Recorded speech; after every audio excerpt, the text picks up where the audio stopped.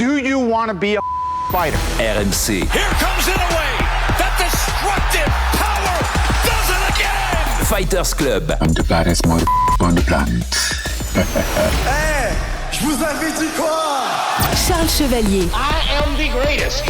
Salut à tous, bienvenue dans le RMC Fighter Club, c'est le numéro 378. Cette semaine, un peu moins d'actu, alors on a décidé de se faire plaisir. On va tenter d'établir une liste de ceux que l'on considère comme les meilleurs strikers de l'histoire de l'UFC. Certains choix pourront se baser sur des stats, d'autres pourront faire parler les émotions. Toujours est-il qu'il va falloir faire des choix et on compte sur vos commentaires pour nous dire si vous êtes d'accord ou non et pour nous proposer vos combattants à vous, évidemment, pour vous abonner à la chaîne si vous ne l'êtes pas encore, que ce soit sur les plateformes de podcast ou sur YouTube. Les sensibilités de chacun vont parler. Alors, est-ce que la branche pied-point sera privilégiée par Baba dans son classement? C'est ce qu'on va voir aujourd'hui avec donc le pilier du RMC Fighter Club. Salut Baba. Salut Charles, salut tout le monde. Évidemment que je vais privilégier le pied-point parce que c'est des listes et quand tu établis des listes et des classements, tu fais un peu ce que tu veux, même si tu essayes quand même d'avoir une certaine cohérence, et ce qu'on a essayé de faire ensemble. Et voilà, vous le savez, on fonctionne en tier list, nous, plutôt qu'en classement. Donc on vous a fait ça aux petits oignons, et on attend vraiment des réactions parce qu'on sait que c'est impossible que vous soyez d'accord avec nous à 100%. Ouais, c'est ça qu'on veut. Et on veut que vous soyez pas d'accord aussi avec, avec ce classement qu'on va vous proposer, qui, comme tu l'as dit, va plutôt fonctionner donc en tier list. Et puis, tu as voulu aussi mentionner mettre certaines médailles d'honneur un petit peu pour des pionniers, pour des new wave aussi que tu voulais mentionner. Donc il y aura aussi beaucoup de noms qui vont sortir, mais avec 10 noms qui seront répartis en 2 tier listes de 5 combattants pour chacune d'entre elles. Allez, c'est parti Baba pour un RMC Fighter Club consacré à ceux que l'on considère comme étant les meilleurs strikers de l'histoire de l'UFC. McGregor well in control. Alvarez getting loose, getting better here in this round though. Oh man, until then. He's done. It is all over. History has been made. This just showcases the touch. Jose Aldo looking for the finish, trying to defend his belt, and it is all over. Jose Aldo. Oh my goodness! They'll do it again. Unbelievable! Alex Pereira back on top of the world. But right to him and holy cow! Holloway shows some mortality. Look at this. Holloway just told him, stand right here. Oh, big connection late.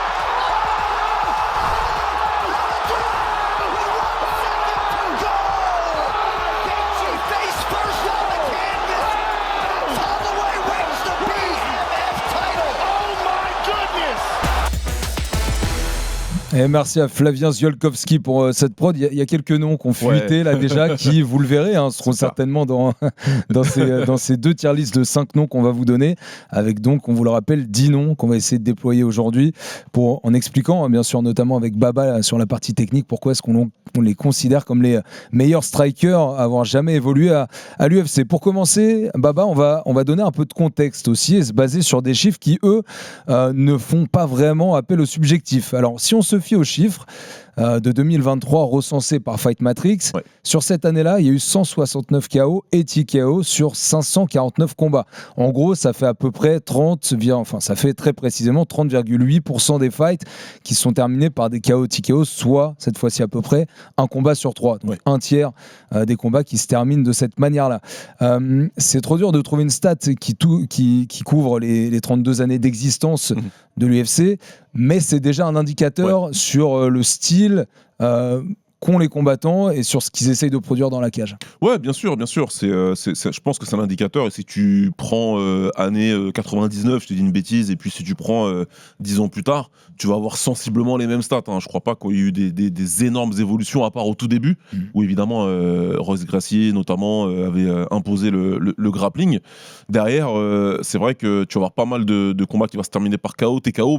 Dans le lot, tu vas avoir le grand end pound, tu vas avoir les choses comme ça. Donc c'est un peu, il y a plusieurs manières de gagner par KO entre guillemets.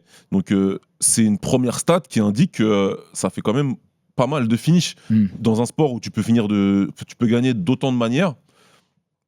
je trouve que des fois on se plaint, en fin de compte, un combat sur 3, c'est vraiment énorme. C'est bien. Et est-ce que tu penses que c'est une stat qui va être amenée à évoluer parce qu'on sait que l'UFC privilégie comme toujours le spectacle, essaye de donner des bonus quand il y a des gros KO, c'est pareil pour les soumissions, mais pour ce qui est des KO, est-ce que tu penses qu'on peut être amené à en avoir plus dans les années qui viennent ou alors ça va retomber un petit peu ? Non, moi je pense que ça peut augmenter. Les combattants sont de plus en plus complets.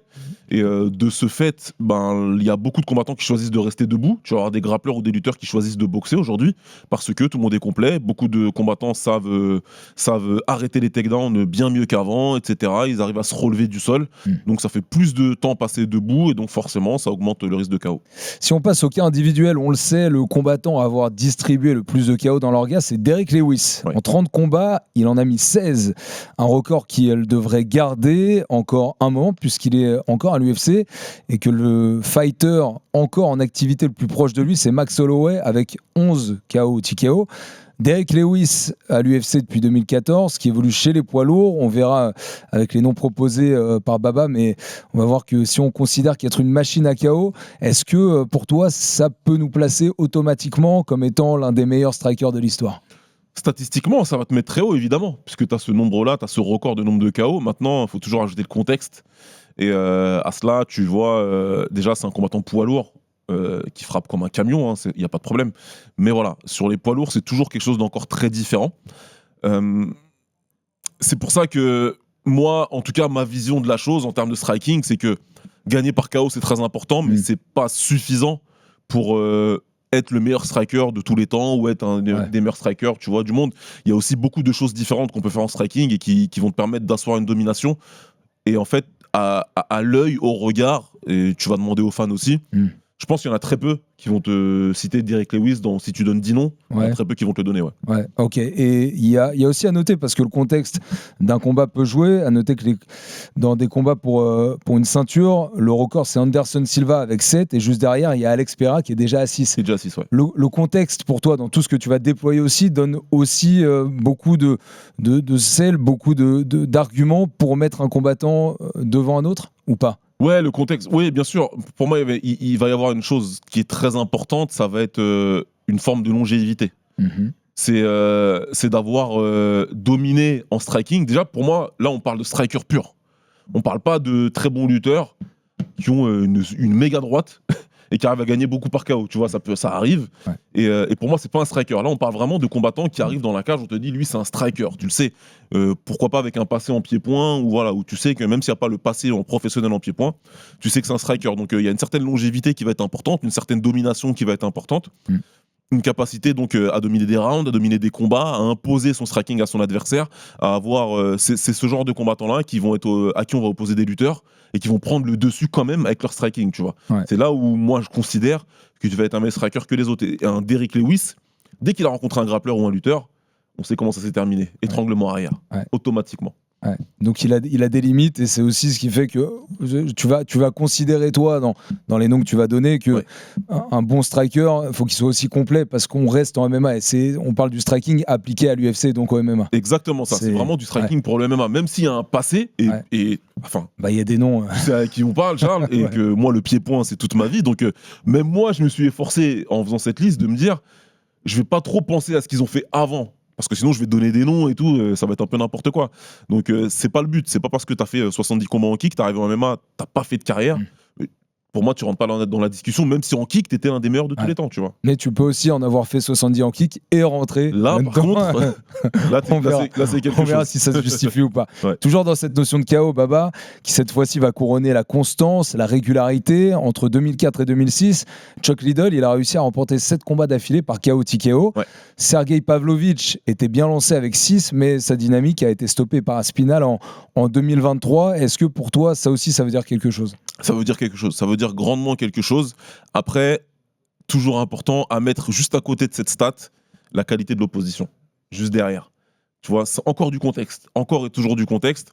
Tu peux enchaîner les KO, bien sûr, et il y en a plein qui le font dans d'autres ligues, dans d'autres sports de combat aussi. Maintenant, il faut voir qui tu as battu, comme ça. Et sans manquer de respect à personne, il y a évidemment des niveaux de compétition et il y a des différences entre les catégories de poids. Et étant moi-même poids lourd, et plutôt fan de la catégorie des poids lourds, faut pas se mentir. C'est pas la même chose d'avoir une série de KO en poids lourd que d'avoir une série de KO en light heavy à l'époque de Chuck Liddell ou en poids léger par exemple. C'est pas la même chose. Ouais, le comparatif est fait, en tout cas pour cette stat entre Pavlovich et donc Chuck Liddell. À noter que ce nombre de KO réussis d'affilée à l'UFC, il y a aussi des noms qui peut-être on pourrait retrouver tout à l'heure dans la tier list, parce que 5 KO d'affilée, on a Conor McGregor qui l'a fait, et Francis Ngannou. C'est quand même 2 noms à souligner, on verra s'ils apparaissent dans ta liste tout à l'heure. Les KO les plus rapides de l'histoire de l'UFC maintenant, déjà le fameux 5 secondes, coup de genou de Jorge Masvidal qui a fait sa légende, c'était contre Ben Askren en 2019, et puis l'un des KO qui aura changé une partie de l'histoire de l'UFC, parce que Conor McGregor devient vraiment McGregor en mettant en KO José Aldo en 13 secondes. C'est un record pour un title shot. Comment est-ce que tu analyses une statistique de rapidité comme celle-ci ? C'est pas facile parce que pour le coup le KO de Masvidal contre Askren, il a choisi de faire quelque chose auquel Askren s'attendait probablement pas. Et puis il y avait une vraie différence en termes de striking, de niveau de striking entre les deux. Donc il n'y a jamais de chance, c'est jamais un coup de chance. Il l'a drillé. En plus, je me rappelle qu'on a des vidéos qui sortent où à l'échauffement il le fait avec son coach. On le voit dans le vestiaire. Donc il avait l'intention de le faire bien avant et ça a marché, c'est super. Maintenant, si tu le fais 10 fois, je sais pas si ça a marché 10 fois, je peux pas te dire. Conor McGregor, c'est différent. Ce qu'il a fait ce jour-là, ça a changé à jamais la face du MMA, et il l'a fait face à un combattant que je considérais à ce moment-là comme étant le meilleur combattant de MMA de tous les temps. Je suis pas loin de toujours le penser. Bon, il y a un peu plus de nuances aujourd'hui, mais en tout cas, quand il le fait, j'ai aucun doute sur le fait qu'Aldo, c'est le meilleur combattant de MMA qu'on ait vu, et de faire ça à ce gars-là, ça te placera jamais Conor McGregor parmi les plus grands. Parce qu'en 2015, il stoppe cette série folle de José Aldo, et du coup il rentre dans l'histoire, et c'est là que la légende naît réellement pour Conor McGregor. Clin d'œil aussi en regardant cette stat sur les 2 KO les plus tardifs réalisés à l'UFC, à la toute dernière seconde de combat, à chaque fois c'était en 5 rounds, et en réalité ces 2 KO qui, je sais pas s'il y en a, alors le dernier non, je pense pas qu'ils soient encore Hall of Fame pour ce qui est des KO, les plus beaux KO réalisés, mais Yair Rodriguez sur Korean Zombie, coup de coude qui est sorti de nulle part, c'était à la toute dernière seconde, il est magnifique. Et puis il y a l'échange BMF avec le KO de Holloway sur Gaethje. Ça, même si, on peut le dire tout de suite, par exemple Yair et Korean Zombie ne seront pas dans la tier list évidemment, mais ça c'est le genre d'action quand même où si on se dit tiens, on doit mettre des KO dans les top 10 quoi qu'il arrive, des plus beaux KO de l'histoire de l'UFC, moi ces 2-là je les mets. Oui, il faut les mettre, c'est important, c'est des pans d'histoire de l'UFC, encore une fois. Yair, il nous a choqués en faisant ça. Clairement, c'était un combat en plus où tu pouvais le donner à la décision au Korean Zombie. Donc vraiment, il est parti chercher cette victoire-là alors que c'était très compliqué. Et puis là, il s'est servi de l'agressivité de Korean Zombie contre lui. Et puis celui de Holloway, je sais pas, c'est juste légendaire. Tout le monde se rappelait de ce qu'il faisait à ce moment-là. Tout le monde se rappelle de sa réaction par rapport à ce KO-là. Tout le monde a dû crier. Enfin, ce qu'il a fait, dans 30 ans, on en parlera encore. On en parlera encore. Holloway qui était en train de gagner le combat, qui provoque le duel à la toute dernière seconde. Un échange BMF comme on n'aurait pas pu rêver mieux. L'UFC n'aurait pas pu rêver mieux à ce moment-là.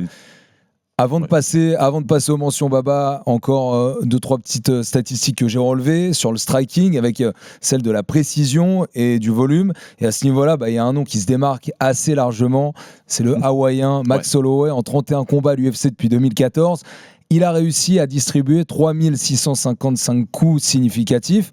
C'est presque 1500 de plus que Angela Hill, deuxième de l'histoire sur cette stat qui est complètement folle. C'est aussi Holloway qui a mis le plus de coups significatifs dans des combats pour une ceinture. Enfin, dernière stat concernant Holloway, avec 445 coups significatifs contre Calvin Kattar, c'est lui qui en a réussi le plus en un seul fight à l'UFC. C'est quand même beaucoup d'indicateurs très parlants qui vont tous dans le sens du même fighter et qui quand même vont donner un indice pour dire qu'il pourrait apparaître dans ta tier list. Oui, évidemment.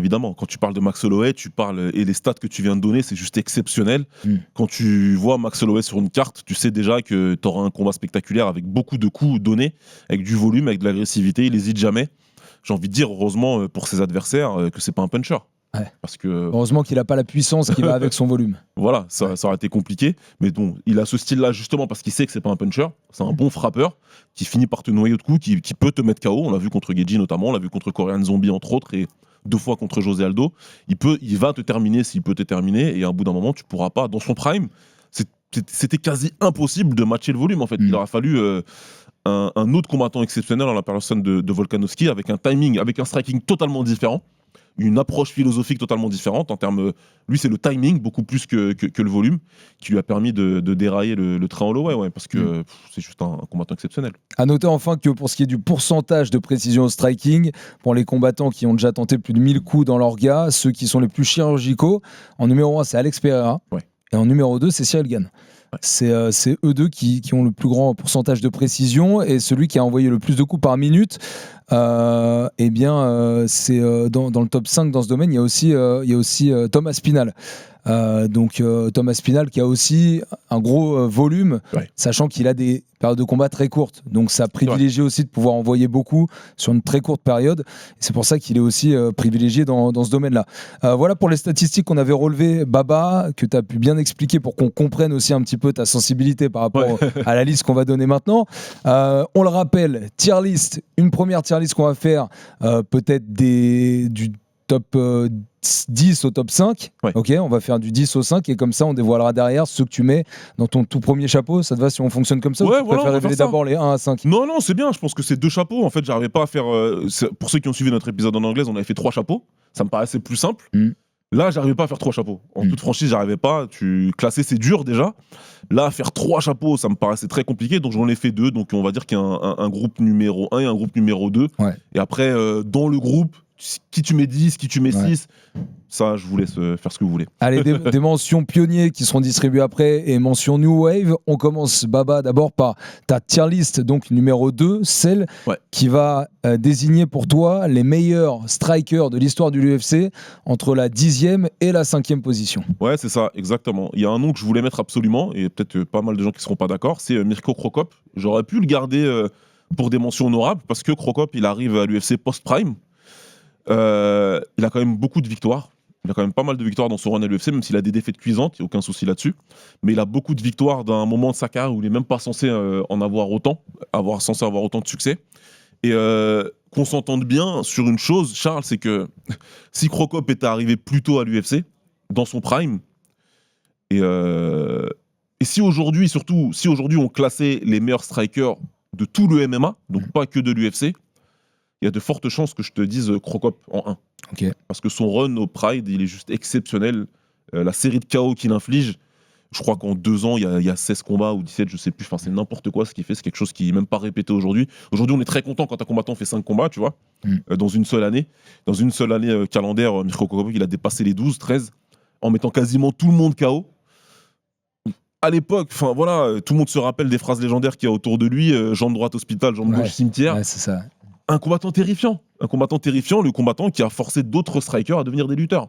Lui, il fait partie des mecs qui sont arrivés avec un gros bagage qui était à la fois en kick, à la fois en boxe aussi. Hein. Exactement. Mais par contre, il a réussi à l'appliquer. Mais c'est dans le striking qu'il excellait. C'était quoi ses forces principales en striking? Déjà, un seul coup, ça suffisait avec lui. Tu l'as dit en français, mais right leg hospital, left leg cemetery. Ouais. C'est ce qui était dit sur lui. Quand tu regardes ses highlights, c'est encore ce qui est marqué entre guillemets pour dire rappelez-vous de qui c'était. Sa force principale, c'était son punch. Il avait une force de frappe phénoménale, à la fois dans les jambes, mais aussi dans les poings. C'était plus sous-estimé à cause de ce qu'a fait sa jambe gauche dans l'histoire du MMA, mais c'était un très bon boxeur en plus de ça, qui avait un niveau amateur international. Un combattant qui aurait dû être champion du K1 s'il n'était pas parti au Pride. Clairement, il dominait. Et puis, si on parle de champion, tu sais, linéaire, si tu suis la ceinture du premier champion, à un moment il a eu ce titre linéaire, tu vois, à un moment il l'a eu, à un moment c'était lui le combattant poids lourd en kickboxing numéro 1, c'est juste qu'il n'est pas resté en fait pour faire le Grand Prix parce que le Pride a fait une meilleure offre. Et puis je vous invite à lire le livre Before a Fall qui raconte l'histoire du Pride où on t'explique pourquoi Mirko il a dû partir là-bas. Il y a des histoires de mafia là-dedans, de Yakuza, c'est un peu c'est intéressant. Donc, vraie histoire des années 90-2000. Donc voilà, j'étais obligé de le citer. Je ne pouvais pas me résoudre à le mettre juste en mention honorable, même si j'entends tout à fait, les gars en commentaire, vous pouvez très bien me dire que mais à l'UFC il n'a rien fait, et ce sera tout à fait entendable. Mais voilà, moi je ne peux pas ne citer Dinon et ne pas le citer lui. C'est impossible. Donc même si on parle... Parce qu'on a voulu citer les mecs de l'UFC, mais tu le mets dedans et pour toi, tu le mets volontairement aussi en fin de. Je le mets à la fin. Voilà, j'ai parfaitement conscience que si tu me parles de sa carrière à l'UFC, aujourd'hui on classe les gars à l'UFC. Il y a des mecs qui méritaient d'être au-dessus de lui aujourd'hui, je le comprendrais. mais c'est la liste de Baba. En MMA, 38 victoires, dont 30 par KO TKO. Ouais. Hein, ça, c'est globalement. Et c'est vrai que avec lui, un seul coup suffisait. Il avait une discipline aussi ultra militaire, ce qui lui permettait justement d'arriver ultra près sur chacun de ses fights et d'y appliquer un très très grand sérieux. Donc Mirko Cro Cop, tu mets Baba dans cette tier list qui va plutôt plus précisément de la 10e à la 6e position avec 5 entrées dans cette tier list. Ouais. On va parler ensuite d'un garçon que tout le monde connaît. Pour le coup, même les plus jeunes l'ont vu. S'ils ne l'ont pas vu sur ses derniers combats, ils ont forcément vu des highlights et ils le connaissent par cœur parce que c'est Conor McGregor que tu as choisi de mettre. McGregor, combattant irlandais, plus grosse star de l'histoire de l'UFC, 22 victoires, 6 défaites en carrière, double champion au Cage Warriors. Ensuite, il débarque à l'UFC. Là aussi, il est le premier champ de leur gars. En carrière, Baba, c'est 19 KO sur 22 victoires. Il y a quand même 86% de victoires par KO TKO de Conor McGregor. Cette stat, elle est assez énorme en vrai. Et c'est vrai que tout ce qu'on voit de Conor McGregor, il faut revoir ce qu'il a fait avant de te laisser la parole. Mais là, en préparant, j'ai revu son premier combat à l'UFC contre Marcus Brimage. Et franchement, en fait, tu as l'impression que c'est au ralenti. Et c'est vrai que parfois, on dit Conor McGregor, il y a un côté Matrix dans ce qu'il fait, mais tu as l'impression qu'il fait certains coups au ralenti, tellement tu as l'impression qu'il a l'œil et qu'il voit tout en avance. Si vous revoyez ce combat, il a déjà montré ce qu'il allait faire plus tard. Et il y a un talent qui est fou chez Conor. 100% d'accord. 100%, ce que tu dis, c'est tellement vrai. Il montre à ce moment-là qu'il sera capable de faire ça à tout le monde. On ne le sait pas encore en fait. Mais il sera capable de le faire à quasiment tous les adversaires qu'il va affronter dans son prime. Son prime aura été très court, mais dans son prime, McGregor, il te donnait l'impression que il pouvait mettre KO n'importe qui, n'importe quand, quasiment à volonté. En tout cas, quand je parle de prime, c'est-à-dire que quand il est resté intelligent dans sa manière d'approcher les combats. C'est-à-dire dans des catégories de poids qui lui convenaient. 66 kilos, c'était presque de la triche. Tellement il était balèze, comment il arrive à faire ce poids-là. Il l'a fait suffisamment régulièrement pour être champion à la fois au Cage et à l'UFC, en mettant KO des noms importants, que ce soit au Cage, noms importants européens comme Bookinger, et puis ensuite il arrive à l'UFC, il fait la même chose à tous ces gars-là. Le KO d'Aldo, c'est le KO le plus important de l'histoire de l'UFC, je pense. Je pense que c'est pas abusé de dire quelque chose comme ça. Ça l'a propulsé dans une sphère phénoménale. Encore une fois, contre un combattant exceptionnel. Tu fais pas ça à n'importe qui. Pareil, si tu fais le combat 10 fois, peut-être que les 8 autres fois, Aldo gagnera. Et tu vois, on n'en sait rien. Toujours est-il que lui, il a répondu présent au moment où il fallait le faire et de façon spectaculaire. Derrière, il éteint Eddie Alvarez d'une manière, mais il joue avec lui, quoi. Première UFC à New York, c'est... Pareil, grand rendez-vous, il répond magnifiquement. Qu'est-ce que tu veux faire, en fait ? Tu lui donnes un grand rendez-vous, il répond de la meilleure manière possible, où il te fait dire ok, à quel moment j'ai pu penser qu'il allait pas gagner, tu vois. Et puis derrière, il provoque lui-même sa chute en allant chercher trop à 77 kilos, c'est plus trop haut. Le combat en boxe anglaise, l'argent, tout ce qui est venu avec, bien sûr, tout le monde connaît l'histoire, donc je vais pas la refaire là. Mais restons dans son run à l'UFC, d'arriver en featherweight et d'enchaîner les KO contre Chad Mendes, contre José Aldo, de mettre KO Eddie Alvarez derrière. Enfin, il a une série de victoires. Il n'y a pas beaucoup de combattants de MMA qui ont ça, quoi. Ouais, et puis il faut voir, c'est vrai, son style très délié, avec ses appuis très écartés, le bras avant très en avant, et puis cette possibilité encore d'avoir l'impression que là où il veut toucher, il touche. Et puis de pouvoir enchaîner, que ce soit avec son bras avant, avec son bras arrière, c'est... tout avait un côté très virtuose en fait. Tout avait un côté très symphonie, très maîtrisé. Même à certains moments, contre Chad Mendes, dans mes souvenirs, il est quand même un petit peu bousculé. Et finalement, ça montre aussi à quel point c'était un combattant de talent. C'est même bousculé, il arrive à se remobiliser et quand même à aller chercher une très belle victoire. Ouais, parce que un de ses attributs les plus importants, c'était sa grande confiance en lui, en ce qu'il était capable de faire dans une courte période de temps. L'exemple contre Chad Mendes, il est très intéressant parce qu'il est dominé au sol, même si Chad Mendes il prend le combat en short notice, donc on sait qu'il ne pourra pas faire ça beaucoup pendant le combat, mais McGregor il est très intelligent. Quand il se relève, il va tout de suite viser le corps rapidement, avec ses coups très dangereux qu'il va donner avec sa jambe arrière, et puis ensuite il va enchaîner avec ses poings. Donc à la fois un combattant précis, efficace, puncher, mais en plus intelligent dans sa manière d'approcher les combats, dans sa manière de sélectionner ses coups. Contre Alvarez, c'est la même chose. Il manipule la distance de telle manière à ce qu'Alvarez ne soit jamais en position de toucher lui, alors que lui, il peut toujours toucher constamment. Contre José Aldo, c'est un modèle ce qu'il fait. de reculer en ligne, mais d'avoir le bon timing pour attraper Aldo pile dans son enchaînement. Donc non, il n'y a rien à dire. Ce qu'il a fait McGregor, c'est exceptionnel. Il lui aura manqué la longévité, il lui aura manqué de rester à son prime, de profiter de son prime suffisamment longtemps en défendant sa ceinture, par exemple, l'une des deux en tout cas, et de continuer. C'est pour ça qu'il se retrouve chapeau 2, parce que s'il avait choisi de rester sérieux, entre guillemets, et de continuer à enchaîner les défenses de titre, ça aurait été magnifique. Très très haut. Franchement, pour ceux qui l'ont pas vu depuis longtemps, allez revoir les premiers combats de Conor McGregor et jusqu'à cette victoire contre Eddie Alvarez. Allez revoir des highlights de tout ça parce que c'était vraiment magnifique, et pour le coup il n'est pas devenu une star pour rien. C'était pas uniquement parce qu'il avait un personnage, c'était pas uniquement parce qu'il avait des rivalités féroces avec certains combattants, c'était aussi parce que c'était un combattant de grand talent et qui était tellement plaisant à voir qu'il a été programmé sur énormément de pay-per-view en tête d'affiche pendant plusieurs années. Conor McGregor, donc, dans ta tier list qui va de la 10e à la 6e position. Derrière, eh bien, c'est un autre combattant qui, lui, a dominé pendant plus longtemps et dans une catégorie en y restant pendant très longtemps chez les moins de 66 kilos. C'est Alexander Volkanovski que tu as voulu mettre dans cette liste. Champion ultra dominant donc entre 2019 et 2024. Il est venu à bout de Aldo et surtout de Holloway 3 fois, quand même. Les seuls contre qui il perd à l'UFC, finalement, c'est Makhachev à 2 reprises, et plutôt pour rien. Il a 13 KO ou TKO en carrière et il a le 4e plus gros total de coups significatifs dans des title shots, avec 1190 coups significatifs réussis dans ces combats-là. Alexander Volkanovski, c'est une domination qui a été importante, et c'est aussi un volume de frappe qui lui a permis de s'imposer dans plusieurs de ses combats. Ouais, lui, c'est le combattant, à mon sens, en striking pour le MMA parfait, parce qu'il va combiner le volume, il va combiner la précision et l'efficacité, avec évidemment un gros QI combat.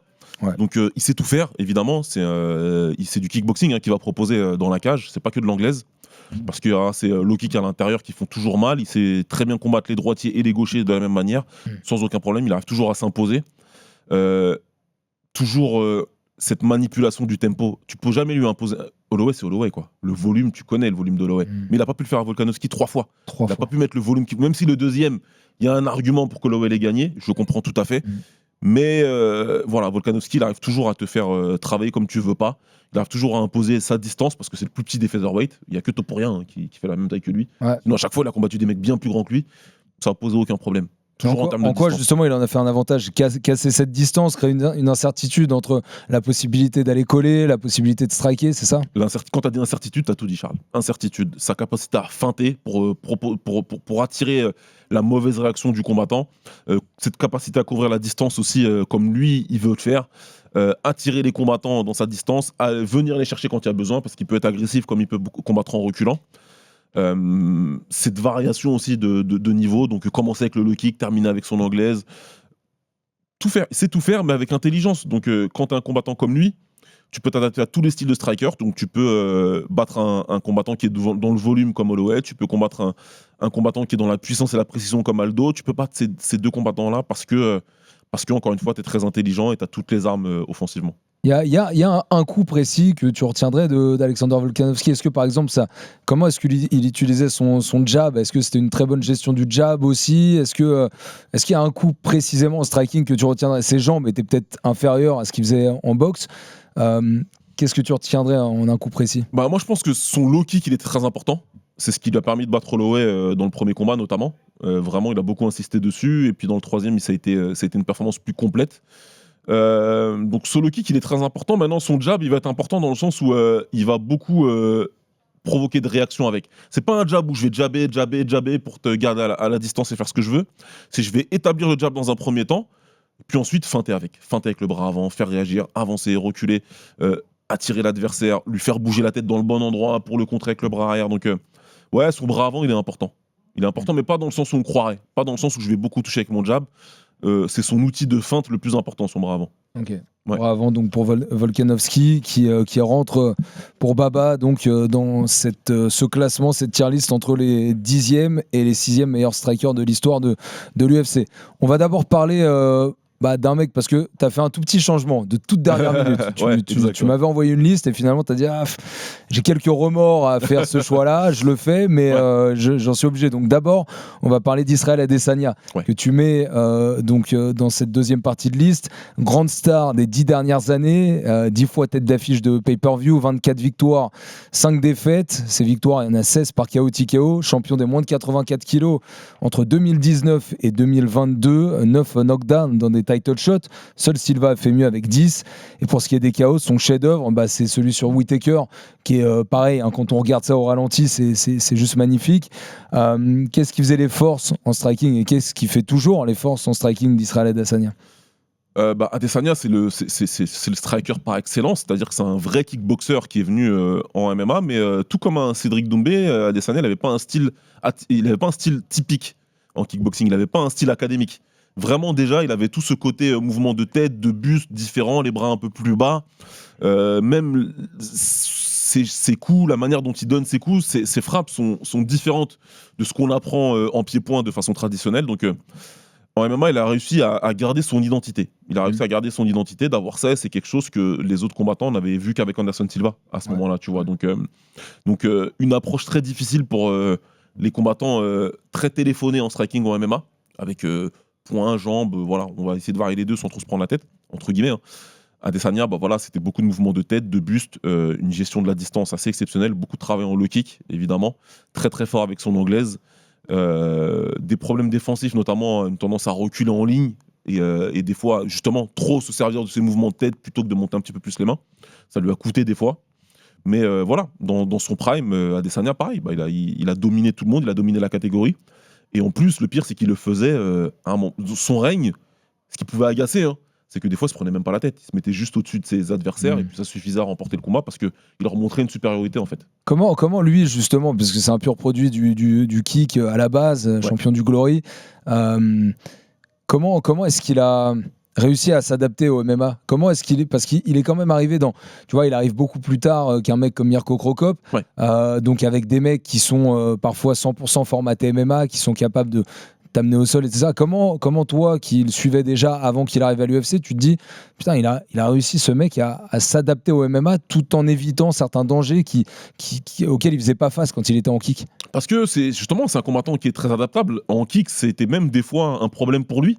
Ce flow qu'il avait un petit peu de vouloir rouler avec les coups, tu vois, de servir de ses épaules, comme le ferait un combattant en anglais, ça lui a pu lui coûter parce que des fois, défensivement, ça laissait quelques traces.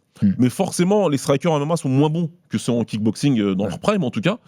Ce qui fait que lui, ce style-là, il a pu beaucoup mieux marcher parce que un peu plus bas sur ses appuis, tu vois, c'est pour ça que je fais la comparaison avec Cédric, parce que c'est très similaire.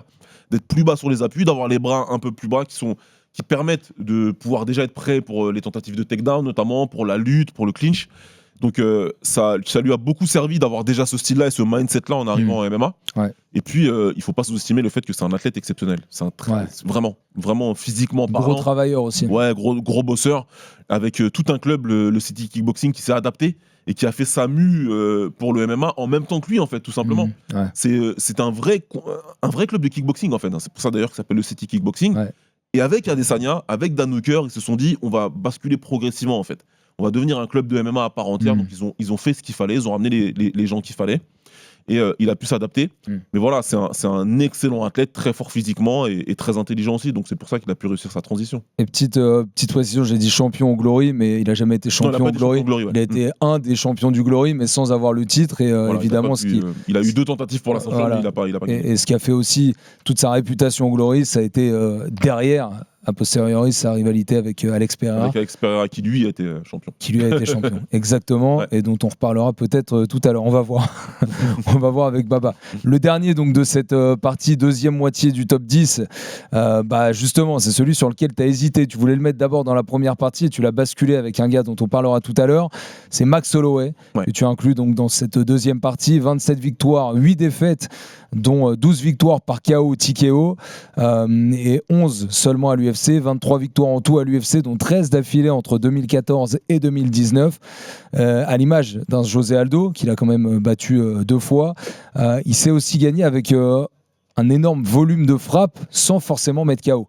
Ouais. C'est la marque de fabrique de Max Holloway. On lui a reproché pendant un moment, il a eu une très longue série de victoires sans réussir à mettre KO personne, qu'il a finalement réussi à casser. Alors je sais plus avec qui, c'était peut-être avec Korean Zombie ou quelque chose comme ça. Je crois que c'est là qu'il l'a cassé. En tout cas, ça lui a été reproché. Il y a eu certaines contestations, on l'a dit. Un combat contre Volkanovski, celui-là, il l'a perdu. Mais voilà, il y a parfois un peu d'incertitude à la fin de ces combats. Toujours est-il qu'en termes de volume de frappe, c'est une vraie mitraillette. Et c'est pour ça qu'il sera retenu dans l'histoire de l'UFC aussi. Ouais, exactement. C'est un combattant exceptionnel, Max. Voilà, quand tu parles de lui, tu as volume en tête, tu as agressivité, tu as action fighter, fun, tous les mots qui peuvent te venir à l'esprit qui sont positifs. Il y a très peu d'écart. En fin de compte, entre mon premier chapeau et mon deuxième chapeau, il n'y a quasiment rien. C'est pour ça que c'est le lien entre les deux, si tu veux, parce que derrière, et je pense que vous l'aurez vite compris, ça va se jouer aux yeux d'une confrontation directe qui a fait que j'ai hésité beaucoup entre ces deux gars-là. Ouais. Et je me suis résolu à mettre le mec au-dessus parce que ce qu'il a fait, c'est très impressionnant contre un combattant comme Holloway qui est ultra impressionnant. Ouais. Maintenant, Holloway, il a une gueule d'un des meilleurs strikers de tous les temps en MMA parce que il a tous les records pour lui, il a toutes les stats pour lui en termes de volume. Vraiment, c'est juste incroyable en termes de coups significatifs réussis, c'est incroyable. Mais même sur les dernières années, souvent, on lui a mis l'étiquette « c'est le meilleur boxeur à l'UFC ». Ouais, c'est vrai. Souvent, ça lui a été mis comme étiquette, qui n'est pas une étiquette négative, bien sûr, mais souvent, on a dit ça de Max Holloway. Ouais, parce que ce qu'il fait, c'est juste incroyable. La manière, déjà, esthétiquement parlant, c'est beau à regarder ce qu'il fait, tout simplement. Et l'esthétique, je pense qu'elle est importante quand on veut essayer de classer un boxeur. Et puis, il fait des choses de vrai boxeur dedans. Donc, à la fois, les mouvements de tête, de buste, les contre-attaques, les combinaisons qu'il arrive à envoyer. C'est un combattant qui ne discrimine pas, comme on dit. Il envoie à la tête, il envoie au corps. Donc, il essaie de faire mal dans les deux catégories. Ouais. Il y a eu ce moment avant le combat contre Qatar où il décide d'aller en Thaïlande et s'entraîner avec Samart Payakarun, qui est le GOAT du Muay Thai. Et donc, il revient avec des genoux, des coudes. Enfin, il rajoute des choses à son arsenal qui sont super intéressantes. Donc, voilà. C'est un boxeur qui a impressionné tout le monde. C'est un boxeur dont tout le monde est fan, je pense. Je connais pas de hater. Enfin, sinon, levez la main. Expliquez-moi pourquoi. Non, c'est vrai qu'il y en a. Tu vois ce que je veux dire ? Parce qu'il a toujours une attitude hyper respectueuse aussi pour quasiment tout le monde. Donc, on kiffe le combat contre Qatar. Et à juste titre, moi, c'est ce combat contre Brian Ortega. Où vraiment, je me suis dit, ce mec est un malade. Vraiment. Parce qu'il a un combattant qui est dur en face, qui est solide. Mentalement comme physiquement. Et puis avant le 4e round, il va voir, je crois que c'est Daniel Cormier qui est aux commentaires notamment. Il va aller voir pour dire je le mets KO là. Là c'est le round où je le mets KO. Et puis il fait 5 minutes de fractionné où c'est n'importe quoi. Où il envoie un nombre de coups incalculable. Il le noie. Et Ortega ne peut pas répondre à l'appel de la 5e reprise parce que l'autre il lui met un bouillon. Et Ortega, c'est juste qu'il est tellement solide qu'il refuse en fait de se faire mettre KO, quoi. C'est ça. Moi, ce jour-là, j'ai dit en fait là vraiment c'est ouf, quoi. Là, il y a du très très lourd. Et puis faut quand même, parce que ce que je reprochais tout à l'heure, dire qu'il a mis par KO, enfin il a mis des KO sur Charles Oliveira, sur Anthony Pettis, sur José Aldo, sur Brian Ortega, sur Justin Gaethje. Donc, même s'il y a eu une période assez longue où il a mis beaucoup de décisions, finalement, il y a quand même des KO sur des vrais noms. C'est pas des trucs en début de carrière, c'est des vrais noms. Il y a des KO importants auxquels tu rajoutes des Anthony Pettis, par exemple, des mecs. J'ai dit dans. Ouais, pardon. Ouais. Donc, non, vraiment, non, c'est un reproche. Déjà, pour moi, ça a toujours été un reproche ridicule. Je l'ai dit à longueur d'émission ici. Tu dois gagner tes combats. Et puis, regardez la manière. On va pas se transformer en liseur de lignes sur Wikipédia et se dire tu vois, il a pas gagné par KO, donc c'est dommage. Regardons les combats. Souvenons-nous de la teneur des combats. Et Holloway, tu sais très bien que s'il a gagné par décision, il a dominé et il y a eu 500 coups qui ont été envoyés, donc ça va, quoi. Et ceux qui nous suivent semaine après semaine dans le RMC Fighter Club, et on vous en remercie, ça savait très bien que Baba privilégie la construction d'un combat. Enfin, c'est ce que tu préfères faire, voir un mec qui va appliquer une tactique et qui va réussir à dominer un gars, même si ça va au bout des synchrones, plutôt que de voir parfois un KO qui va être hyper spectaculaire dès le début de la première reprise. Le combat de McGregor contre Aldo, il est légendaire, il est iconique et il n'y a rien à dire là-dessus. Mais moi, je préfère un mec comme... Je vais préférer, mais ça c'est ma sensibilité à moi, un gars qui va s'imposer pendant le combat, qui va montrer, tu vois, je suis plus fort que toi en fait. Ouais. Tu peux le refaire le combat Ouais. demain, mais je Ouais. vais te refaire la même chose. Et parce qu'on est sur Max Holloway, juste préciser pour valoriser encore un petit peu Conor McGregor, que McGregor l'avait battu, Ouais. Max Holloway, et c'est après la défaite contre McGregor qu'Holloway a commencé Il est parti, sur une série de victoires de fou exceptionnelle. furieux. Donc quand même à préciser que c'est pour ça qu'on dit regardez bien les combats qu'a fait Conor McGregor en début de carrière à l'UFC, parce que c'était pour son deuxième fight, je crois, lui à l'UFC, et c'était déjà du très très haut Ouais, niveau. c'est une revanche que j'ai pendant très longtemps espéré à 70 kilos. Ouais. Ouais, c'est dommage. Ça aurait été beau, ouais. Ça aurait été très très beau. On a bouclé cette première tier list allant de la 10e à la 6e place, on le rappelle, avec Mirko Cro Cop, Conor McGregor, Alexander Volkanovski, Max Holloway et Izzy Israel Adesanya. C'est une tier list et c'est volontairement fait pour. Vous pouvez, si vous êtes d'accord, nous dire, mais en tout cas, on se dit que ces gars-là sont entre 10 et 6 et que ça peut être modulable aussi à certains égards. Et bien sûr, et que si tu prends un de ces 5 noms-là et que tu le mets dans le premier chapeau, mais moi je me battrai jamais avec toi. Pas de scandale. Faut que ce soit bien clair. Ouais. Il y a de la sensibilité qui parle. Bien sûr, et c'est important, s'il vous plaît, avant de partir sur le reste de la liste, quand vous faites vos classements, gardez votre sensibilité, c'est le plus important. On est des fans de MMA avant tout. On est des analystes que tu veux, des consultants, des commentateurs, appelle ça comme. Mais avant tout, on est des fans et la sensibilité, elle doit compter. Si tu prends un gars, tu me dis les numéros 1, je le ferai jamais. Mais t'as raison en fait. T'as raison, fais ce que tu veux, tu vois. Maintenant, si tu me prends un nom bizarre et que tu le mets en numéro 1, non, je vais te dire, là t'abuses un peu. Mais sur ces noms-là, n'importe qui peut être premier et t'auras raison. Allez, le chapeau donc des 5 premiers, des 5 plus grands strikers pour le RMC Fighter Club de l'histoire de l'UFC, avec ce gars-là dont tu n'as pas dit le nom, mais qui finalement entre dans le classement des 5 meilleurs pour toi, Baba. Ouais. Déjà champion dans 2 catégories de poids, moins de 66 et moins de 70 kilos, 17 victoires et encore invaincu. Et d'ailleurs, c'est le seul parmi les gars qui ont pris 2 ceintures à être invaincu. C'est le premier à le faire. Seulement 7 KO, TKO en carrière, mais 6 sur ses 8 derniers fights, avec un changement de style qui s'est fait au cours de carrière pour ce garçon-là. J'ai toujours pas dit son nom. Les 3 derniers KO. C'est ça qu'il faut écouter. Ouais. Les 3 derniers KO sur Volka, sur Holloway et sur Oliveira. Donc déjà, il y a 2 KO qui sont contre 2 mecs qui étaient dans le premier chapeau. Pas un volume de frappe dingue, mais assez chirurgical. Il est fort des 2 mains. Et bien sûr, moi, il peut me faire penser à certains moments, justement, dans le style, dans cette capacité, justement, d'avoir... de sentir qu'il a une vision du jeu qui est là avant les autres. Il me fait penser un peu à un Conor McGregor Prime. C'est Ilia Topuria, donc ce mec qu'on met en entrée, en tout cas dans ce premier chapeau. Ilia Topuria, il est là depuis pas tellement longtemps, mais ce qu'il fait, c'est juste dingue. C'est juste exceptionnel. Voilà. La série de victoires par KO que tu viens d'annoncer, elle est incroyable.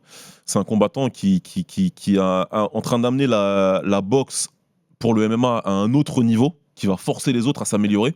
Parce que lui, en plus d'avoir des mains qui vont vite et des mains qui sont puissantes, défensivement, c'est quand même très bon. Il y a surtout ce jeu de jambes, cette capacité à positionner ses jambes au bon endroit, à toujours garder, comme on dit, ses jambes derrière lui pour avoir l'équilibre maximum et le transfert de poids maximum, ce qui donne des KO exceptionnels. Voilà, c'est que dire, on est en train d'être témoin de la grandeur d'un combattant. Il gagne de plus en plus par KO parce que, comme tu l'as dit, il y a une évolution. Il a compris ce qu'il devait faire. Il a compris quelles étaient ses qualités athlétiques et comment les appliquer à la boxe pour pouvoir mettre KO. Et ça fonctionne contre les plus grands de l'histoire de ce sport. Donc, je suis pressé de voir la suite, quoi. Ouais, la suite. Maintenant, la suite, tout le monde a envie qu'elle passe par Islam Makhachev, mais pour l'instant, c'est pas fait. Ouais. D'ailleurs, on connaît pas encore le prochain combat d'Ilia Topuria. Ouais. On sait pas. On l'attendait en tout début d'année 2026 pour le premier fin des pay-per-view et premier numéroté sur Paramount Plus, mais pour l'instant, on sait pas du tout contre qui il va combattre et quand. Ilia Topuria, petite taille aussi, un peu en mode Volkanovski, mais il s'en sert tellement bien. Ouais, centre de gravité très bas, mais voilà, il s'en sert magnifiquement bien. Il a une capacité à couvrir la distance qui est presque sans égale aujourd'hui. D'un point A à un point B, tu le vois pas. L'avantage qu'il a, Topuria, sur tout le monde, c'est qu'il est intelligent dans sa manière de vouloir te piéger. Parce qu'il y a beaucoup de ces KO qui sont des contres, mais en fait, c'est lui qui va provoquer ça parce qu'à un moment donné, il va finir par te mettre une pression à laquelle tu vas avoir du mal à échapper et qui va te faire réagir de la manière dont tu ne veux pas. Tu vas envoyer tes coups... à la mauvaise distance, tu vas pas déclencher quand tu as envie de déclencher, tu vas finir par prendre des frappes, tu vas pas pouvoir rester en face de lui, il va te proposer une équation insoluble en fait. Et à un moment il va te dire tu veux te faire mettre KO comment. Et tu vois, même Holloway a déclenché quand il fallait pas et Et boum, tu vois, il se fait terminer. Holloway qui se prend son premier KO en carrière après C'est juste ça, tu ces vois. années. Bah, juste ça. J'ai hésité, mais je me suis dit à un moment, tu mets un mec qui a jamais été mis KO par même knockdown par quasiment personne en dehors de Dustin Poirier. Ouais, j'étais obligé de le mettre au-dessus de lui. Ouais. Voilà, Ilia Topuria qu'on met donc tout en haut dans cette tier list allant du premier au 5e. José Aldo maintenant. José Aldo, ça c'est ton GOAT, en tout cas certainement peut-être ton GOAT, l'un de tes GOAT ou ton GOAT. Ouais, c'est le numéro 1 pour toi, donc de l'histoire de l'UFC, ça n'a pas bougé.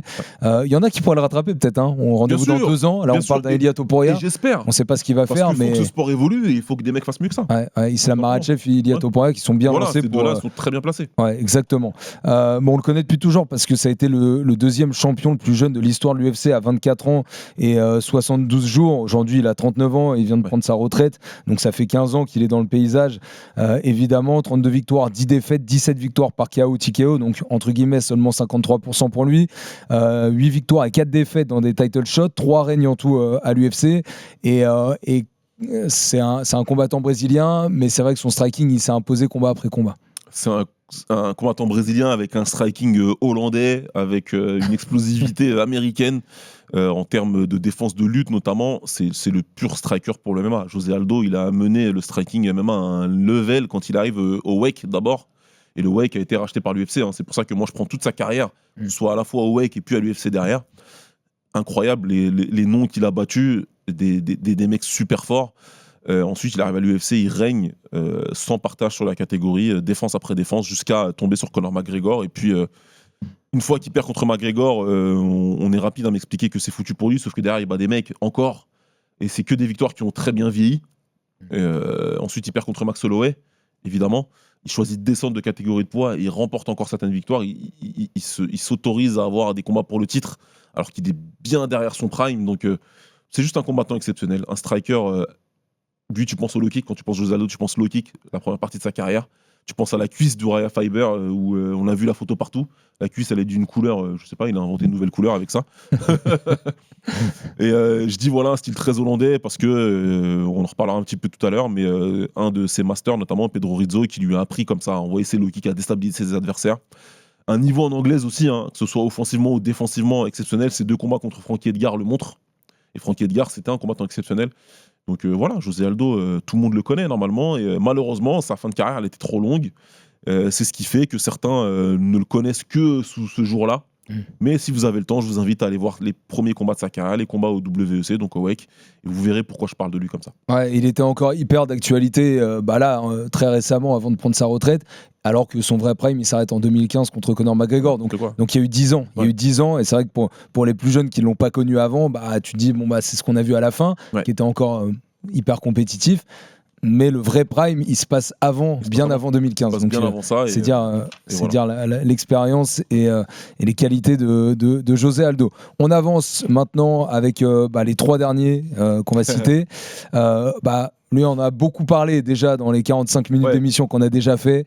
Bien sûr, grand champion en kickboxing, arrivé en MMA, Alex Pereira. Donc lui, pour le coup, champion au Glory Kickboxing. 13 victoires, 3 défaites en MMA, dont 11 victoires par KO TKO sur les 13. Énorme pourcentage de finish par KO TKO. Et déjà 3 règnes UFC en seulement 12 combats dans l'orga. Donc c'est assez énorme. Il y en a certains qui ont 3 règnes. Alors, il faut dire qu'il s'est fait aussi détrôner, donc il a récupéré sa ceinture. Donc ça s'est fait parfois sur des courtes périodes.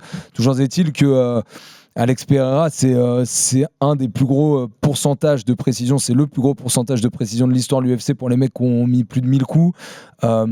Et puis, ce qui est aussi remarquable, ça peut lui être reproché parce que du coup, à part en Calef, on lui a pas mis beaucoup de mecs qui pouvaient le gêner dans d'autres domaines, mais il a quand même affronté beaucoup de strikers.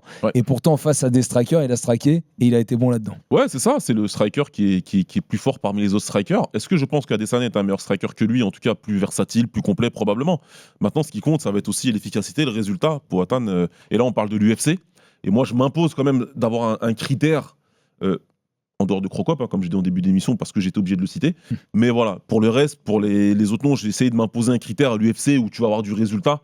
Et comme tu l'as dit, c'est 3 règnes de champion, 2 catégories de poids différentes, en étant un pur striker. un pur et dur. C'est le combattant dont je pensais le moins qu'il allait faire tout ça à l'UFC, parce que c'est vraiment le striker un peu raide, où je me disais, mais comment il va stopper les takedowns, comment il va faire contre dans des catégories middleweight, la heavyweight, il y a beaucoup de lutteurs. Et en âge, il arrive tard aussi. Et en plus très tard dans sa carrière, donc franchement, chapeau. Il m'a plus qu'impressionné, il m'a plus que surpris, et c'est un combattant. Moi, je savais que c'était un très bon combattant, un gros puncher comme on aime en regarder, mais il a eu bien plus de succès que ce que j'aurais pu imaginer, et il continue d'en avoir, et il a mis tout le monde d'accord. Et voilà, double champion qui récupère son trône et qui est en capacité peut-être d'aller chercher une autre ceinture chez les poids lourds, c'est fort. Juste que dire de l'adversité de Poatan, parce que si tu prends les noms Hill, Prochaska, Rountree par exemple, qu'est-ce que tu dis de ça? Est-ce que c'est eux qui les a rendus du coup plus faibles qu'ils ne le sont?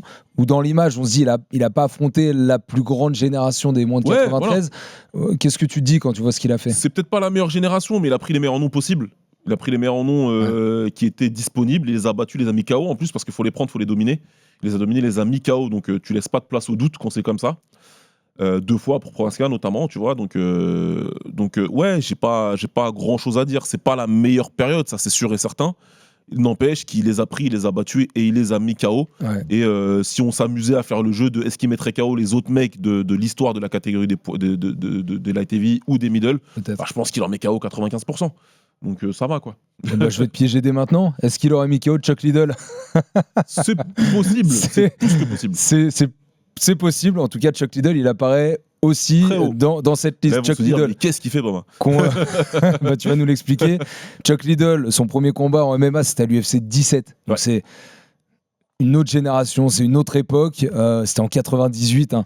Il y a fait d'ailleurs la majorité de ses combats à l'UFC, 21 victoires, 9 défaites en carrière, 13 victoires par KO, champion des moins de 93 kilos entre 2005 et 2007 avec 4 défenses réussies notamment, et puis des KO, on parle de grands noms sur Overeem, sur Couture, sur Ortiz, sur Kevin Randleman, puissance qu'il est capable, un peu comme Poatan, de développer sur un seul coup. C'est un point commun qu'ils ont parce que ça Poatan sur un seul coup il est très très fort aussi. Chuck Liddell, t'as voulu le citer parmi les plus grands strikers de l'histoire de l'UFC.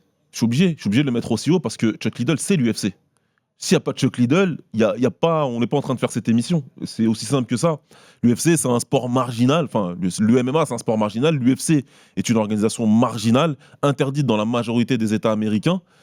Et il y a 2 têtes d'affiche, Chuck Liddell et Tito Ortiz. Et avec ces 2-là, on arrive à faire des miracles. Et Randy Couture aussi, évidemment, qui vient perturber ce diptyque. Et lui, c'est le mec qui met KO tout le monde. Il est terrifiant. C'est un gars qui sort d'un film Karate Kid, en fait. Il a des tatouages en kanji. Enfin, tu vois, il a un mot que tu dis, putain, c'est quoi ce truc-là? Ouais, c'est le vrai Yankee, c'est l'américain par excellence. Mini Buden, il se balance comme ça, il a des bras à mi-hauteur. Tu dis, c'est quoi ça? Normalement, dans un film, tu rigoles. Ouais. Sauf qu'il te touche. Extinction des feux, et il a fait ça à quasiment tous ses contemporains. C'est du MMA à l'ancienne. À l'ancienne, mais c'est ultra efficace et il a été vraiment important. Il a eu un règne important. Il a battu les meilleurs de son époque. Ensuite, la nouvelle génération de combattants est arrivée, il l'a battu. Évidemment, parce que le MMA a évolué à une vitesse grand V. Lui, il ne pouvait pas s'adapter. Chuck Liddell, c'est une des premières grandes stars de l'UFC. Il avait une vie complètement dissolue. C'est Hollywood. Il sort avec des stars d'Hollywood, le mec. Donc, voilà, c'est le combattant qui aurait peut-être pu faire mieux s'il était peut-être plus sérieux à l'entraînement. Tu vois. Ouais. Mais il a choisi d'être une méga star et de continuer à vivre comme il le vivait. C'est les mecs un petit peu wild, tu vois. Mais en même temps, dans la cage, il a eu suffisamment de succès. Et voilà, il est tellement important pour cette organisation et en même temps, il a les résultats dans la cage. Hein. C'est pas juste parce qu'il était là. Il a mis KO les gars et de façon spectaculaire. Allez voir ses combats contre Babalou Sobral notamment. Enfin, il a mis des KO. Le mec, il a changé des vies. Hein. Je crois qu'il a changé des vies. Tu vois, c'est important de le dire. Donc, je prends la liberté, le parti de le mettre aussi haut. Je sais très bien que les 5 mecs du tailleur d'en dessous, que j'ai mis du tiers d'en dessous, peuvent être au-dessus de lui. Et il n'y a aucun problème là-dessus. Mais choisis de le mettre aussi haut parce qu'on parle de l'UFC. Et il a cette importance-là que je voulais refléter. Tu serais... Alors évidemment, on dit ça, c'est un truc qu'on fait aussi pour s'amuser et pour avoir vos avis parce que c'est ça qu'on cherche à voir. Mais quelqu'un qui le sortirait carrément du top 10, est-ce que tu lui en voudrais? Quelqu'un qui met même pas Chuck Liddell dedans? Non, j'en voudrais pas parce que t'as des mecs qu'on va citer en mention honorable qui pourraient rentrer dedans et que t'as pas mis. Intrinsèquement, c'est des meilleurs strikers que lui, tu vois. Donc ça va dépendre aussi de comment tu mets ton curseur et quels critères sont importants pour toi. Moi, Charles, quand tu m'as dit viens Baba, on se cantonne à l'UFC et en mention on s'amuse, Bah, je dis l'UFC, tu vois, en tant qu'organisation, ils existent parce que Chuck Liddell, il est là. Ok, Chuck Liddell donc dans cette première partie des plus grands strikers de l'histoire de l'UFC, et puis il y en a un, vous en doutez, plus ça se resserre, plus vous dites mais quoi il est pas là, et forcément c'est qu'il arrive très très haut, c'est Anderson Silva bien sûr. Beaucoup de listes d'ailleurs, j'ai quand même regardé un petit peu sur internet avant les listes qui étaient faites par les différents sites, notamment Tapology qui là recense énormément de votes. Anderson Silva il arrive premier sur énormément de listes et c'est normal. 13 combats disputés pour la ceinture, dont 11 victoires, 34 victoires, 11 défaites, mais 24 victoires par KO TKO, dont 11 à l'UFC, 16 victoires d'affilée entre 2006 et 2013. Il vient de se faire rejoindre sur cette stat-là par Makhachev. Ils sont à égalité. Makhachev aura l'occasion de le battre sur son prochain combat. 9 finishes dans des title shots, c'est un record. 59% de précision aussi au striking, c'est à noter. Voilà, Anderson Silva, il a réussi à aussi créer un style un petit peu avec ce qu'il arrivait à faire. C'est ça qui fait, je trouve, tout son charme. C'est aussi un peu ce striking qui a causé sa perte quand il perd contre Chris Weidman. C'est parce qu'il était trop confiant dans son striking. Que peut-être trop lisible aussi à force de le montrer aux autres, mais en tout cas c'est ce qui a fait ses hauts et ses bas, et surtout ses hauts. C'est le romantisme à l'état pur. Le mec il a perdu comme il a gagné en fait. Tu vois, il a refusé de redevenir académique le temps d'un combat contre un adversaire qui était réellement très dangereux. Non, tant pis, c'est comme ça, j'ai gagné comme ça, je perdrai comme ça. Et voilà, Anderson Silva, c'est un combattant pareil qui a fait grandir l'UFC, qui a permis à des compagnies comme Nike de mettre le pied dedans, de sponsoriser des athlètes, parce que voilà, c'est le combattant qui va gagner par KO en reculant, en mettant KO Forrest Griffin de la manière la plus embarrassante qui existe.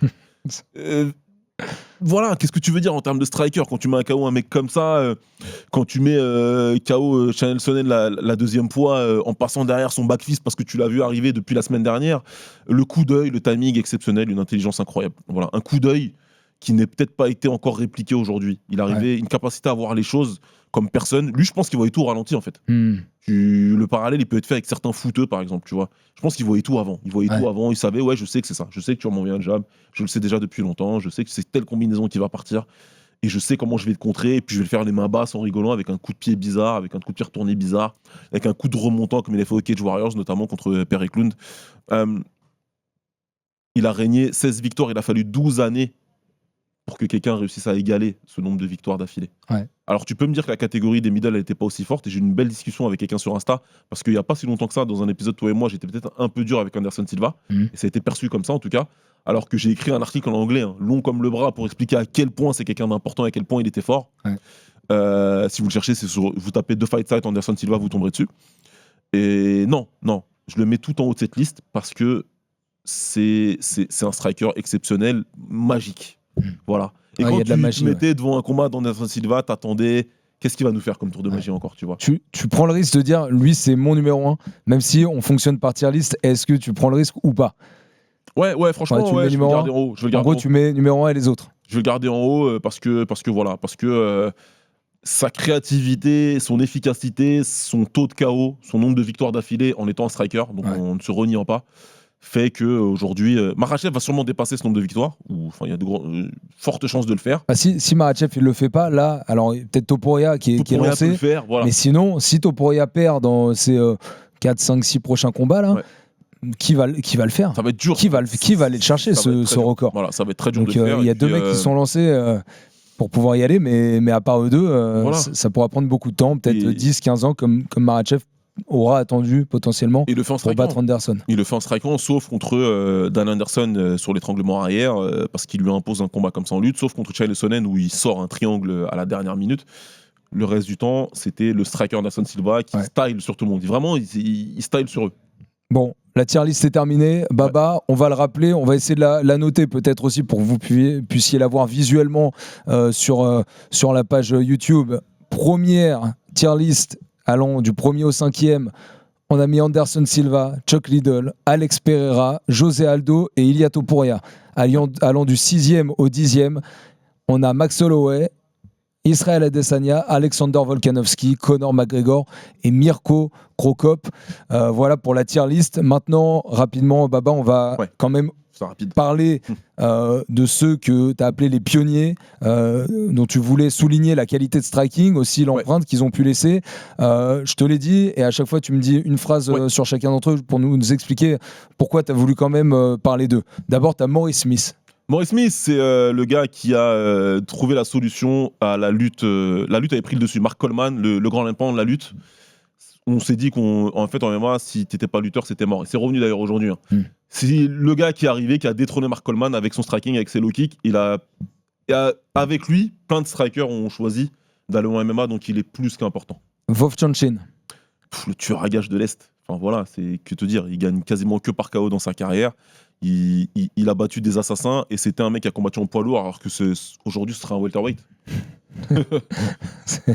Ça se remarque, 30 kilos de différence. N'importe quoi. Ensuite, tu as Bas Rutten. Bas Rutten, El Guapo, c'est pareil. C'est un striker hollandais qui, lui, on te remonte encore plus loin, le pancras. Donc, c'est même pré-UFC ce qu'il a fait. Mais c'est pareil, c'est un des premiers strikers, un des premiers kickboxers à se dire moi, ce MMA, je peux le faire et je pense que je peux vous battre. On a ensuite Vitor Belfort. Alors lui, Vitor Belfort, il revient aussi dans les classements pour beaucoup. Ouais, c'est vrai. Entre premier et 10, toi tu l'as mis plus dans ce côté pionnier pour un clin d'œil, mais tu le mets pas forcément dans tes 10. Non, parce que pour plein de raisons. Déjà, je pense qu'il a eu une grosse aide physiologique dans sa carrière à l'UFC, où il met KO Rockhold, notamment Bisping et tout ça. Mais il a eu une pré-carrière à l'UFC où les champions poids lourds, ce qui est juste pareil, c'est juste n'importe quoi. Parce que physiquement parlant, ça pourrait être un welter aussi. Mais un combattant exceptionnel, très belle anglaise. La première très belle anglaise et puissante et efficace de l'UFC. Alors si forcément tu mets un peu de côté ceux qui ont pris 2-3 petits produits, qu'est-ce qu'on va dire de Wanderlei Silva? Ouais, c'est pareil, mais Wanderlei Silva, le tueur à la hache, voilà quoi. Les années Pride, n'importe quoi. Les stomps, les trucs, les penalties, c'est la violence, Wanderlei Silva. Tu peux pas ne pas parler de lui si tu parles des strikers. Et enfin Pedro Rizzo. Le mentor de José Aldo, les low kicks. La capacité justement à implémenter le style hollandais de kickboxing pour le MMA. Bas Rutten et Pedro Rizzo sont très importants. On va parler maintenant de la New Wave, donc ces combattants que tu as voulu mentionner, mais qui font partie de la génération plus proche de celle qu'on vit actuellement, à commencer par Lyoto Machida. Le karatéka, un style bien personnel, mais très reconnaissable. Ouais, exactement, il a ramené le karaté, comme peu de gens l'ont fait en MMA, et lui, il a réussi à le faire jusqu'à devenir champion de l'UFC. Donc vraiment, dans son style caractéristique, à un moment, il faisait vraiment peur à tout le monde. C'est un des mecs qui a mis le plus Jones en danger, même si c'est la victoire la plus terrifiante de Jones derrière. Complètement éteint, Lyoto Machida. Shogun Roi, maintenant. Shogun, c'est le mec qui me force à regarder du MMA. Tu vois, il arrive en 2005, moi je préfère mon kickboxing, je suis bien avec mon K1 en fait. Je suis très bien avec mon K1, notamment le K1 World Max, mais puis je regarde le Pride parce que j'aime bien quand même le tournoi middleweight de l'époque et Shogun le gagne en étant un vrai striker. Wonderboy, alors pareil, style karatéka. Je suis obligé de le citer. Très aérien, Stephen Thompson. Tu es obligé de le citer parce que pareil, il est resté fidèle à son style et moi je respecte ça. Maintenant, il y en a plein qui le voyaient comme le meilleur striker de l'UFC, c'était pas le cas pour moi. Et sa carrière en kickboxing, elle est plus que discutable. C'est pas parce que tu es champion de la Virginie de kickboxing que tu es un très bon champion en kickboxing. Et son record invaincu en kickboxing, c'est un mec qui a pas mis le pied en Europe. Donc je suis désolé, mais je peux pas prendre ce truc-là au sérieux. Mais il arrive à l'UFC jusqu'à combattre 2 fois pour le titre en étant fidèle à son style. Tu sais, les Américains, quand tu gagnes aux États-Unis, t'es champion du monde. Donc faut accepter ça. De basket là. Bon, TJ Dillashaw maintenant. Ouais, pareil, une nouvelle vague, un nouveau style caractéristique avec un jeu de jambes particulier. J'aurais pu mettre Dominic Cruz attaché à ça, même si Dominic Cruz, moi je le considère comme un lutteur. Mais voilà, Dillashaw, il a été champion avec ce style très difficile à lire et l'importance aussi de ce style-là qui a pu changer les choses. Dustin Poirier, que les anciens et les jeunes connaissent aussi. Super boxeur, magnifique, combattant ultra populaire, un de mes combattants préférés, magnifique anglaise. Je pense que c'est le combattant préféré de beaucoup de personnes d'ailleurs. Je pense qu'il, même sur ces dernières années, il a dû s'attacher avec ce qu'il a fait. Encore récemment, il a dû s'attacher. Il a battu McGregor 2 fois aussi, donc ça aide à avoir beaucoup d'exposition et à se faire aimer par certains fans. MVP, Michael Venom Page. Ouais, pareil, style karaté, même style que Wonderboy. Ils se sont affrontés d'ailleurs dans leur style karaté un peu bizarre là. Mais derrière, pareil, il arrive en MMA, il fait une longue carrière, il vient d'arriver à l'UFC bien trop tard par rapport à son prime. Mais il arrive quand même encore à mettre les mecs dans le vent, les rendre fous, voire borderline les ridiculiser. Donc un combattant que je respecte beaucoup. Ouais, et puis un combattant même, surtout époque pré-UFC, qui est le combattant à highlight par excellence. Ouais, parce que ça. On peut ne pas être fan de son style. Là, je parle de mon ami Lucas Bourdon, que je cite parce qu'il aurait dû être avec nous, mais c'est ma faute qu'il soit pas là aujourd'hui. Mais lui, il te vannerait MVP. Tu vas me dire, Baba, qu'est-ce que tu fais? Mais je suis obligé de respecter parce que c'est un mec qui a beaucoup plus de victoires que de défaites et qui est resté fidèle à son style malgré tout. Anthony Pettis. Tout le monde se rappelle du Showtime Kick.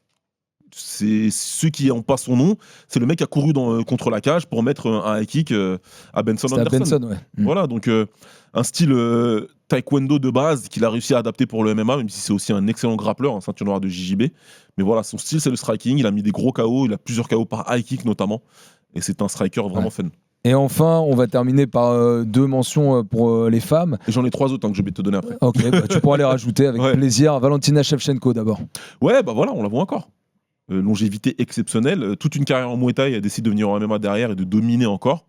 Voilà, très importante pour le MMA féminin évidemment, tout comme Nunes, mais Nunes pareil, beaucoup plus complète, beaucoup plus combattante de MMA. Et enfin Johanna Jedrzejczyk qui a déjà été annoncée au Hall of Fame, je crois. Ouais, elle est déjà au Hall of Fame, pareil. Et qui elle aussi a marqué l'histoire de sa catégorie de l'UFC par son striking. Ouais, pure Nakmoyin, combattante Nakmoy féminine de Muay Thai, qui est venue aussi en MMA, qui est restée pure striker, vraiment pure striker, qui a bien appris à bloquer les takedowns. Et puis pareil, si ces catégories-là, si le MMA au féminin il est aussi important que ça, il y a eu Ronda Rousey et puis il y a eu ces deux combattantes spécialistes du striking. Ouais. Et donc Baba, t'as la main pour les 3 derniers que tu veux mentionner. Ouais, il y a Justin Gaethje que je vais mentionner, même si je pourrais mentionner plein d'autres gars d'aujourd'hui.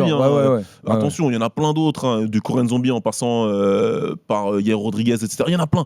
Mais voilà, je vais juste m'arrêter sur Justin Gaethje parce que Gaethje, il est sur une carte, tu vas regarder. Et c'est pour son striking que tu vas regarder. Voilà, low kick, anglaise efficace, puncher, donc on regarde. Et puis évidemment, les 2 combattants importants de la fin d'année, Charles, Thomas Spinal et Cyril Gane. On les met dedans. Voilà, on les met dedans parce que Cyril Gane, c'est le problème de la catégorie poids lourd en striking. C'est THE problème pour tout le monde, évidemment. Très difficile à manœuvrer, pur produit du Muay Thai français, je le dis. Et je fais un clin d'œil à Xavier Séverin pour ça. Et puis Thomas Spinal, parce que ce style-là et cette capacité à mettre KO quasiment tous ses adversaires, c'est important de les mentionner, ces 2 gars-là. Magnifique Baba, et merci de nous avoir détaillé notamment toutes ces mentions pionniers New Wave avec ces petites additions. Et c'est vrai que pour Cyril Gane, je suis totalement d'accord parce que chez les poids lourds, réussir à développer un tel striking avec ce côté aérien et ce côté virtuose, c'est magnifique. On vous rappelle le top 10 qui a été fait par le RMC Fighter Club avec Anderson Silva, Chuck Liddell, Alex Pereira, José Aldo, Ilia Topuria, et puis dans la deuxième moitié, Israel Adesanya, Max Holloway, Alexander Volkanovski, Conor McGregor et Mirko Cro Cop. C'est bon, en le réécoutant, t'es toujours d'accord avec ce que t'as dit? Moi j'aime bien mon top, mais mettez dans le sens que vous voulez encore une fois. C'est important d'avoir ces 10 noms-là pour moi, à mon sens, mais je suis vraiment pressé de voir vos listes à vous. Et dans le respect, bien sûr, commenter, tranquille. Chacun ses sensibilités, on est tous très heureux de partager une passion pour ce sport. Ouais, on compte sur vos commentaires et sur vos critiques si vous le voulez, mais toujours en rigolant et en s'amusant parce que ça reste aussi très subjectif, même si certains pourront se baser sur les chiffres qu'on a donnés en tout début d'émission. Merci Baba, c'était très cool, très intéressant de parler de ça avec toi. C'est la fin de ce RMC Fighter Club. Merci à Flavien Ziolkowski, à la prod, à Sylvain Kemener, à la réalisation évidemment. Merci à vous toutes et tous qui nous suivez semaine après semaine. Donc c'est l'idée originale. Et Arthur Robert, c'est vrai qui avait parlé de cette idée il y a déjà quelques semaines, qu'on se gardait au chaud pour une semaine un peu plus tranquille, et c'était le cas cette semaine, donc c'était parfait de pouvoir le faire. Merci à toutes et à tous, on compte sur vos commentaires et à très très vite dans le RMC Fighter Club. Ciao. RMC Fighters Club.